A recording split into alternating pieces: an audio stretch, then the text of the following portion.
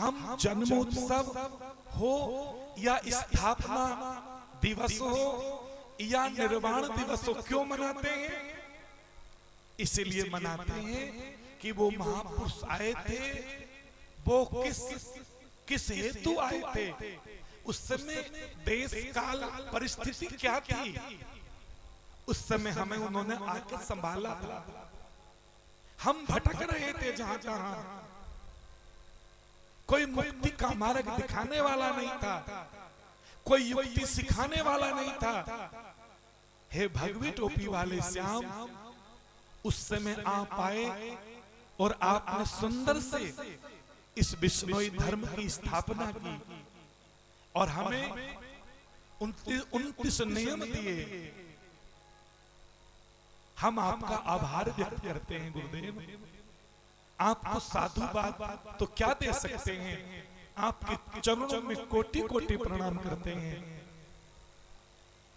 मरने बहु उपकार करे, आपने जन्म से लेकर मृत्यु तक जो हम सब पर उपकार किया है, उसका ऋण हम कभी नहीं उतार सकते।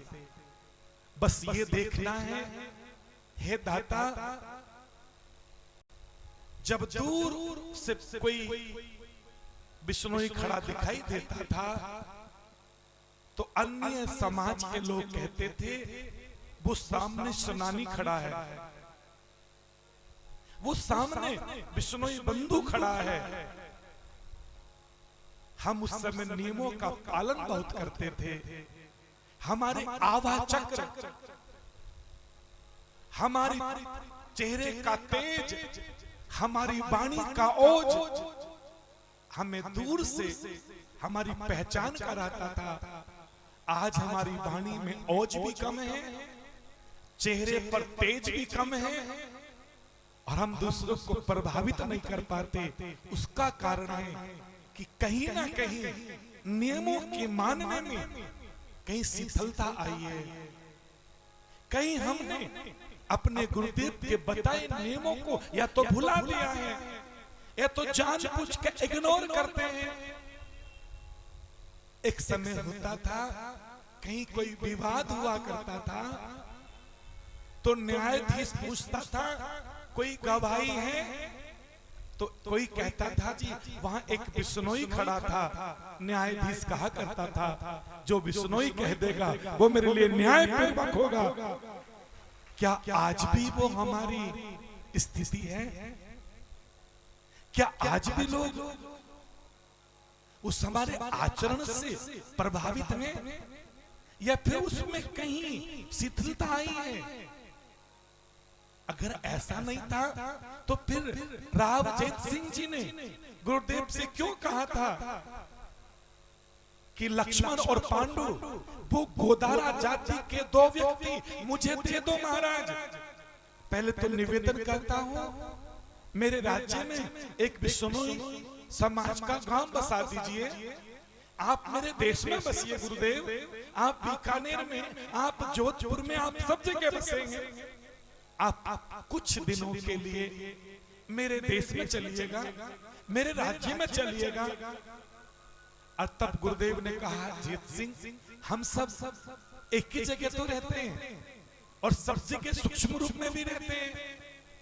तब दो लोग बसे थे, उसने बसाया था अपने राज्य में लक्ष्मण पांडु गोदारा को, और वो राजा स्नान करके सबसे पहले उन दोनों बिश्नोइयों के दर्शन करता था। चूंकि ये इतने नियमों की पालना करते हैं, साधु भी नहीं कर पाता, संत भी नहीं कर पाता, तो क्या वो आज भी हमारी लोकप्रियता, क्या वो आज भी हमारी मान्यताएं हैं, या धीरे धीरे हमारा पड़ोसी भी हमसे दूर होने लगा है? एक समय था जब महारानी झाली रानी ने कहा था गुरुदेव को, गुरुदेव मेरे साम्राज्य में आप चले। और जब जाम्बोजी ने असमर्थता व्यक्त की थी तब 3 गांव बसाए थे, सम्मेलिया, पुर और दरीबा, भीलवाड़े में। क्या आज भी वही हमारी स्थिति है? और वो उठकर बिश्नोई बंधु को प्रणाम किया करते थे।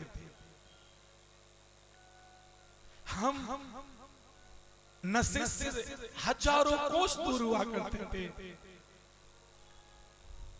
लोग पहले कोई नशा नहीं करता था तो ये कहावत थी, तू क्या बिश्नोई है, नशा नहीं करता होगा। आज क्या वही स्थिति हमारी है? इसलिए हमें ये उत्सव मनाना पड़ता है। हमारे गुरुदेव आए थे, किस स्थिति में आकर हमें उन्होंने सुधारा था, और आज हम क्या कहीं दिशा भ्रमित तो नहीं हुए, कहीं दिग्भ्रमित तो नहीं हुए? और हुए हैं तो आओ अपनी इन कथाओं के माध्यम से दिशा और दशा दोनों का सुधार करते हैं। ये कथा दिशा भी देती है और दशा भी देती है। कथा सुनोगे तो हमारी दिशा ठीक हो जाएगी, और दिशा ठीक हो जाएगी तो हम सबकी दशा ठीक हो जाएगी। हमारी दिशा ठीक नहीं तो हमारी दशा कभी ठीक नहीं होगी। जिनकी दिशा अच्छी होती है उनकी दशा हमेशा अच्छी होती है। हम अपनी दिशा को सुंदर बनाएं।